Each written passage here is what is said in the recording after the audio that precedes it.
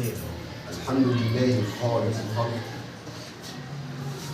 ومقسم الرزق ومحدد الأعمار، سوى بالموت بين العبيد والأحرار، فمن شاء سبحانه أدخله الجنة ومن شاء أدخله النار.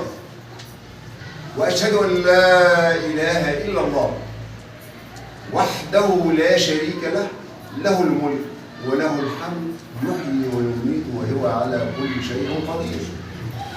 وأشهد أن حبيبنا ومصطفانا محمد صلى الله عليه وسلم القائل: أنا حبيب الله والمصلي علي حبيب. فمن أراد أن يكون حبيبا للحبيب محمد فليكثر من الصلاة والسلام على حبيبه. حقيقة لم أجد من الكلمات بعدما سمعت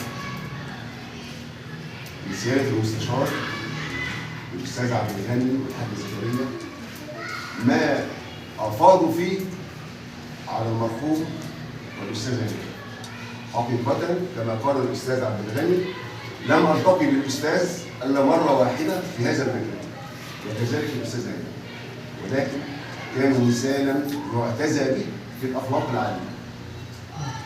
وإذا أردت أن أتكلم اليوم فلن أتكلم كما قال الزملاء والأساتذة الأفاضل،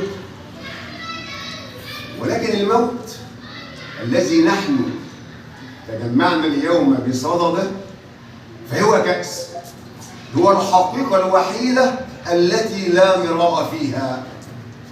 بقول المولى تبارك وتعالى: وجاءت سكرة الموت بالحق ذلك ما كنت منه تحيد. اسمع وركز معاه وصلي على رسول الله. وعشان احنا بنتكلم على الأموات النهارده ونترحم على أناس رحلوا عنا بأعمالهم الخالدة وطيب قلوبهم، لابد أن نأخذ العظة. لابد أن نأخذ العظة من هذا الموقف، لعل الله يسخر لنا من يدعو لنا ويتبع مثل هذا الاتباع. المولى تبارك وتعالى عندما يقول: وجاءت سكرة الموت بالحق ذلك ما كنت منه تحيد. جاءت سكرة الموت بالحق ذلك ما كنت منه تحيد إلى الطبيب تهرب إذا أحسست بالمرض خوفا من الموت، تحيد إلى الطعام إذا أحسست بالجوع خوفا من الموت، ثم ماذا؟ ذهبت إلى الطبيب، تناولت الطعام، اجتمع الأطباء والعلماء، كل هذا يبذل لك الرقية وهذا يكتب لك العلاج. الكل يريد شيء وملك الملوك أراد شيئا آخر: إنك ميت وإنهم ميتون. مفيش كلام.